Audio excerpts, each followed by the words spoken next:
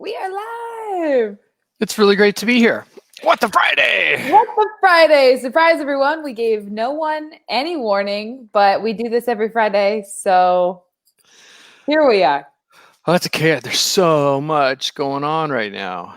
It's like we have to stop and do this. Board packet. And if you could see the counter over here, it's buried. And flowers because his wife has great taste. So true. Okay, so first we wanted to start by saying it is Juneteenth. Happy Juneteenth, if that's a thing we say. We're really glad it's being recognized in a way that has never been recognized before by our nation and by us personally. We don't have the authority to say much more on the subject, but we are working in our own ways offline to better our world for everyone, not just the people who look like us. Well said. Thank you very much, and happy Juneteenth. If that's again, I'm like, is that the wrong thing to say? I don't know. Yeah, I don't know. I'm sure someone will help us understand that, either on a message somewhere, or text, or here in the comment stream. We'll find out. Anyways, moving along. Can I talk about markets? Yes, please. Yeah, sorry, I'm looking slightly distracted. I'm hooking up.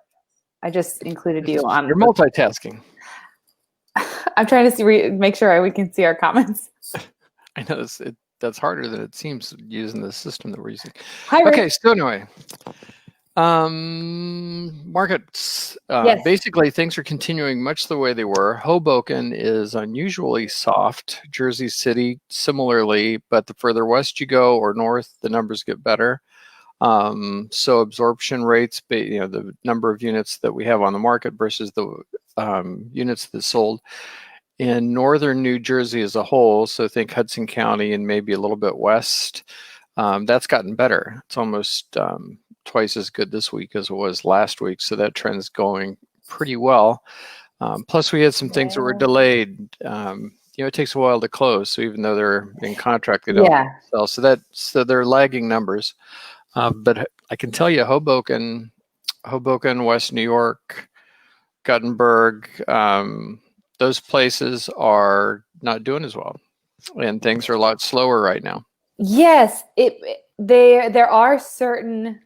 It's hard to quantify this with the data, but there are some types of properties that are still moving very quickly. Right. So everyone still wants there are a lot of people still wanting large 2 bedrooms near the path with a backyard.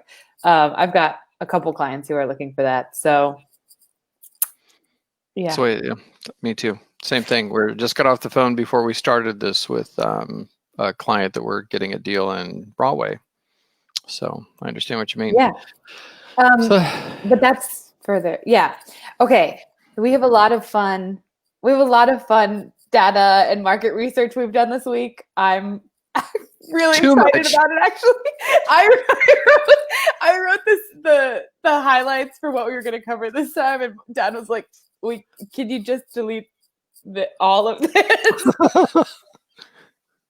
No one needs to know all of this." Yeah, sadly, I started to do that before you were ready, and you're like, "Stop! I don't want that information." No, but wait, hold on. Back up. Yeah, so you give us a quick update on this. What states are allowed to do right now, like realtors within each state? Well, Monday, everything's, I can't say opening up, but in Monday, I believe New York is catching up with New Jersey, and realtors can actually show properties without being fined.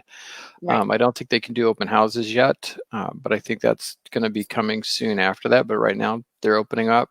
Here in New Jersey, our offices are now able to open, and we've been deemed essential from the beginning. We have. But it's been within barriers. I don't want to bore everybody with that. Long Island's they've begun to allow real estate offices to open and do showings. Yeah. So it's getting better. You and I both know that just because New York has been closed does not mean that New Yorkers have not been moving around and looking. Website hits have been way up.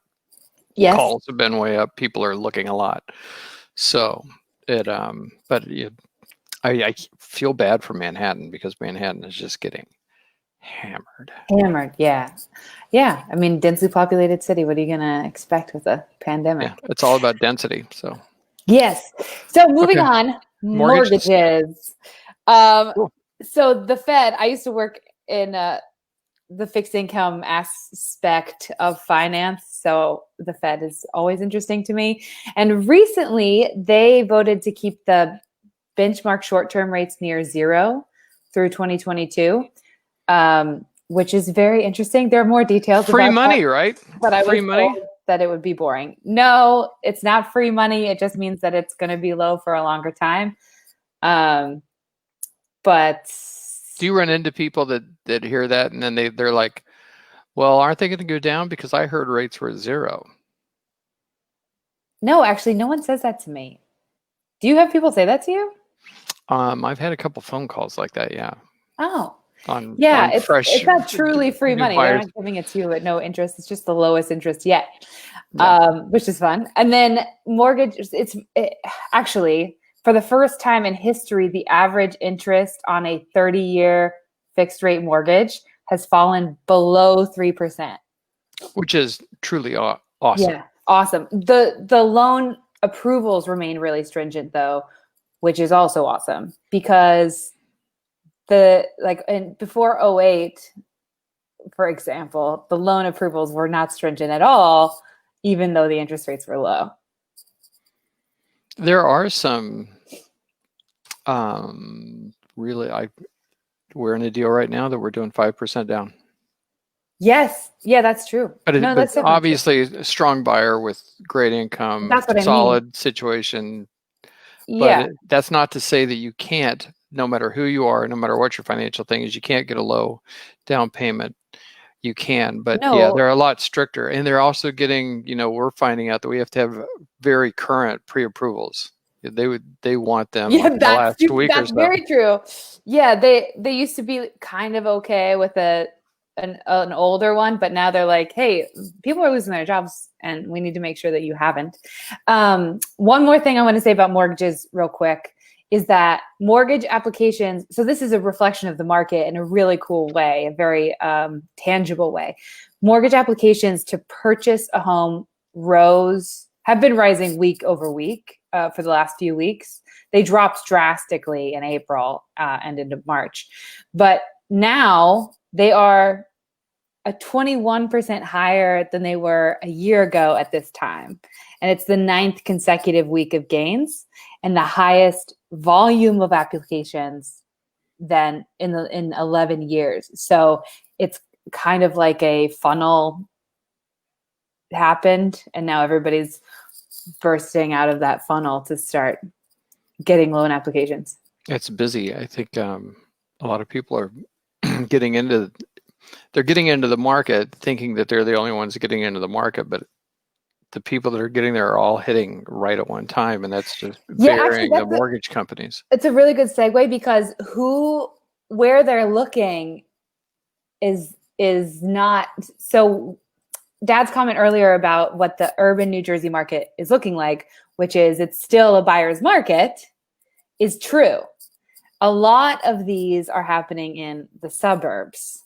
Dad, do you want to talk about that real quick? Yeah, right now, everybody wants space. They want the extra room that their office is going to be in. They want space for their kids. They want a grassed lawn. They don't want to share a doorknob with somebody else or to be like closed in an elevator with other people. Yes. They want some space now, and they're moving west. And west in the suburbs is where those homes are at for us. Yeah, for us, west is suburbs for us in New Jersey, but you know, Connecticut, the Hamptons, which I'll touch on briefly later. But do you want to mention the numbers, or do you just feel like they'll be boring? Is that why you're avoiding them?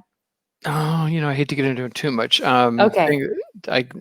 In our suburban zip codes that we have, I think those numbers are up about 13%. Other places, at least 6%. 50. Go ahead. I think it's 13% for suburban areas generally nationwide. Oh, is that right? I thought the way I read that it was 13% everywhere. Sorry. In the suburbs. There you go. I didn't want to talk about it in the first place. I know. I think people watch this. If they even watch it, they're like, oh God, they're going to talk about numbers. Yeah, but it proves that we actually know what we're talking about. I don't know. What do you guys think? Should we stop saying numbers? Please tell us if you're watching. I like massaging them, but I'm not doing suburban numbers very much. So. I'm not asking you if you like the numbers. I'm asking our massive fan base what they want to hear. My monitor's trembling with all of the people that are. We're overloaded, guys. Please stop. Facebook can't handle this volume. Okay. So things are up. Rich, of course, Rich wants the numbers. Rich, the only reason Rich wants the numbers is because he already has them. My number's off about 0.2% or 0.3% over because he's like amazing with numbers. He's incredible. Wait, okay, so weekly shout out to Rich Cronin. Hey, Rich. Quick comment on yep. He agreed with you. You were right. Okay, so the next thing I want to talk about is builders. They are starting to build again. There's a thing called builder sentiment, and the National Association of Home Builders / Wells Fargo Housing Market Index is where this comes from, the building sentiment. And it jumped from 21 points to 58 points within the month of June, which is the largest monthly increase ever. So that shows that builders are starting to build again, and buyers are in fact starting to buy. But we have seen over the last several years, not just during COVID, over the last several years, Americans created 11.4 million households, and builders only sold 5.2 million single family homes in that same period. So it's an interesting thing to look at, because it seems like we just keep building more homes and we might not actually need them. So the supply and demand of new homes is an interesting area to look at that I don't have a lot of clarity on yet, but I find these numbers fascinating. I think that I'm looking at. I'm looking over here because that's where you're at on my screen. Sorry about that. But I think the true total net number for the year, they still expect to be down this year by over 700,000 units nationwide, right? So it's just under 800. Yeah. So summing up a lot of the numbers that we're talking about right now, is we were tanking along up here, all of a sudden went way down here. Now we hear these huge gains. Oh, we're up this many percent. We're up that. Well, we're up off the bottom, so the percent off the bottom is different. So I don't want to make it. I think real estate agents often really get kind of caught up in their hyperboil. Is that the right word? They get caught up in their own stuff, talking about how great things are, and man, it's better than ever, and things are busy. Like they're just looking for the. Are you talking hyperbole? Doesn't make sense. What? I don't know. I'm not educated like you. So anyway, they get caught up in their jabbering stuff, and it's great to say, hey, we're up 30%. We're up 30% from the pits of hell. So it's great to be up 30%, and I don't want to be negative about that, but I don't. With the dog, and there's fire everywhere. The cartoon dog, and there's fire all around him, and he's just like, everything's fine. Yeah. So things are really picking up. Absolutely no question. And nationwide, everything's picking up. It can't not pick up because it was so bad. But our nation's handling it differently. Yeah. COVID. So people are starting to go out and do things, but offices a lot of them are still closed. So it'll be really interesting to see how this works. I mean, there's a new wave in China, so everything is unpredictable. It is unpredictable, which that's another topic. Little sideline. Just wear a flippin' mask. You know what? You ever hear the line? Choose your battles wisely. Jeez. Are we really going to fight about I don't have to wear a mask? And I know I've got friends that feel that way. And you guys, we're just going to disagree. I think your priorities are a little confused.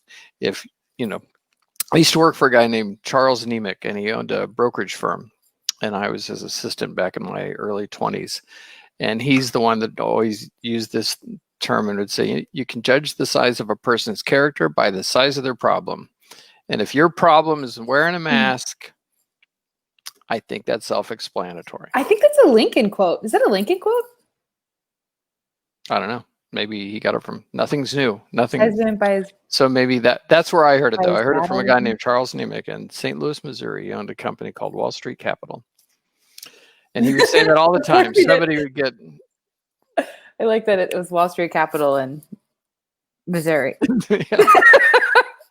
Not even St. Louis, Missouri. I like it. Okay. Moving right along. Sorry about that, everybody. Um, Okay. So basically, New Yorkers are leaving New York. And they're heading south, like to Florida. But not in mass. I mean, I talked about this last week too. The decrease has been 1% every year in population from Manhattan. But they are still trying to stay near the brain trust in general. There are people moving to Florida permanently, and we're seeing a higher number than ever before, but it's not everybody. By any means. Well, it makes sense. And I wonder how many of them actually live in Florida all the time, and how many of them just live in Florida enough to claim that for their tax return, but spend a lot of time in New York. Great point, because this was we got the numbers for this Florida move out of looking exclusively at luxury, which those are the people who would be doing that. So that makes sense. That's right. We won't go down that road. Another thing. All we want to do is go into the weeds and down into the rabbit holes. I can't help myself. But, citizens are customers too. And they do have options. They don't have to live in New York. They don't have to live in New Jersey. They don't have to live in Connecticut. They can live anywhere they want to. And COVID is really making that apparent.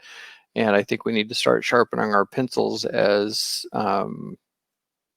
leaders in our communities and in our states to make sure that we don't price ourselves out of the market so that our citizens don't want to live here anymore, because they can find warmer places with lower taxes and maybe still do the same business. Yeah. The HEROES Act, which passed Congress but may not pass Senate, have you read about this at all? Nope. I'm feeling like an idiot already. Oh, no. It was like an article Bigger Pockets shared, but basically it makes it nearly impossible to evict tenants nationwide, which is really hard for landlords because it makes tenants, the people who will take advantage. And landlords have no way to get them out, so they're just and that's stuck. A lot. Yeah, but you're paying for somebody's rent. I mean, it's not free to be a landlord. I know it's politically. There are people that definitely do need help, and people, but from our experience, it's incredible what tenants will do. Your tenants can be vicious and completely, and just because things are legal doesn't mean they're right.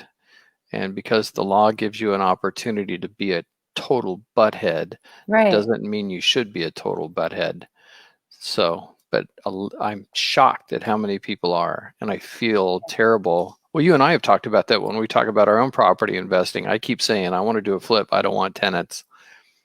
And I've done lots of rentals in the past that I don't have anymore. And I mean, it was already a hassle because there's so much work that goes into it to be a decent landlord. Right. But now if you can't get them out, it's crazy. And or you want to try to sell and they won't let you show it. And they'll definitely not all, but a lot won't do anything to help you. Never mind. No, I off on a deep, and I feel bad about. Again, basically, it's hard. It's potentially going to be a lot harder to be a landlord, and that kind of sucks because there are inevitably some percentage of humans, whether they are tenants and they don't have a lot of money, or whether they are wealthy businessmen who are gaming the system. On either, it doesn't matter, whatever group, there's a percentage of them who are going to take advantage because it's what we do as humans. There's some of us that do that, some of us who don't. It's all that way. Yep. Never mind. Yeah, let's say goodbye. Now I'm depressed. No, hey, the sky is actually purple, and we only see it as blue because the red. I was trying to make you happy. It didn't work. Where the hell did that come from? What was that? It's literally we'll talk purple. about that later. The sky's purple. It filters out the red. I'm looking. You see blue because the red gets filtered out by the atmosphere, but the blue is able to pass through so that we can see it and be. Do you feel less depressed now? I feel like you do. If there is to make fun of me. Where the hell that came from? The sky is really purple. What a great way to close out the day. Okay. And with that, we hope you enjoyed our real estate market review of the week. Yeah, it was fun. And the Friday. Shake and bake. Hey, please make sure to subscribe, like, follow, crush the like button. We have a Instagram as well. Sorry, we got a comment and I was looking at it. We have an Instagram called Burch and Burch Team. It has no posts yet, but it will. And I think it might have 2, but it will have more. And if you're there already, you can see them. Yeah. You know what? So obviously everybody can always leave anytime they want to. So I'm just going to hang in here for a minute and talk for a second. Burch@compass.com is our email. It'll come to both of us. Burch@compass.com. We have been, I think we're a little scatterbrained, but we changed companies and we joined Compass, and now we are really, I think people will, over the next couple months, they'll start seeing some pretty significant differences because we're rallying all of our marketing resources. We've been working constantly on our flow map, my flow map. He makes that snoring sound, but he has so much fun with those. I do. Stupid flow I like map. it. It's just I get into them and I don't know how long. It goes to the line, and then there's another square, and that square is a subset of this square. Wow. Anyway, I'm really looking forward to the outcome from all of that work because we're going to have some great social marketing. We're going to have some great connection tools, great email. I think our newsletter is going to get a lot better, and our distribution plus that'll get fine-tuned. So we're spending less time on that, and then we get to spend more time on our clients and getting more things done and being even deeper in the market, because it's been a busy couple of months of getting that stuff together. So thanks to everybody for hanging in there with us, because our views continue to increase and things are getting better all the time. And I'll stop editorializing now and just let everybody know how much we appreciate you. Yeah, I'm so sorry. Watching. We're going to bounce right back. So Preston made a comment. He said, I guess that's part of the reason. This is why I got distracted earlier. I guess that's part of the reason for the increased number of renters, what we were talking about. And the answer is actually no, kind of, because most renters don't know about that. They kind of do. It's more that people are really uncertain. So there's an increased level of renters because a lot of people are not confident in buying. They're trying to time the market. Maybe. You know what? I said that so confidently, but no one knows everybody's motivations, and I shouldn't paint every renter with a general brush, but that would be my guess. Well, we'll let you guess. I think I can agree with you in decent part. Well, what do you think? And then we'll end. I think rental volume, the number of units that have hit the market in the last couple of years, also impact that some. But yeah, I agree. I don't know. Oh, because there's more. It's become a lot more attractive to be a renter. There's more supply, and that means there's more supply than there is demand, which means that they have to incentivize renters to rent. So then when you're weighing your options, you take the rent because of that. Oh, Right. that's great. And then you package it all together and you say, do I want to rent or do I want to own? And if you're an investment, do I want to do a flip or do I want to do a rental? And it's just, you can feel that almost that from a supply and demand standpoint, you really don't want to be a landlord that much. From a legislative standpoint, you don't want to be a landlord that much anymore. Yeah. It's tough. It's just tough. Anyway, so that's a great maybe we can have a special conversation about what it means to be a landlord in the rental market all by itself sometime. That'd be fun. We'll have lots of rants because you cannot help yourself especially when it comes to landlords. Is that just old age? No. I mean, is it just old people that do that? No, definitely not. One of my best friends rants basically exclusively. Two of my best friends. It's like they only talk in rants. Oh. And if you count, that means 3 of my best friends. Sweet. Yeah. We'll have to have them over. Yeah. Maybe not. No, you'd like them a lot. I thought about it, and I agree. In the same direction. Okay. Well, thanks, everybody. Appreciate you being here, and we'll let you go. And hope you have a great rest of your Friday. Yes. Yeah. Leave us comments. Please follow, like, subscribe wherever you are watching this. Please, do all the things. Hang with us. Yeah. If you're watching it on YouTube, smash the like button. Okay. Bye.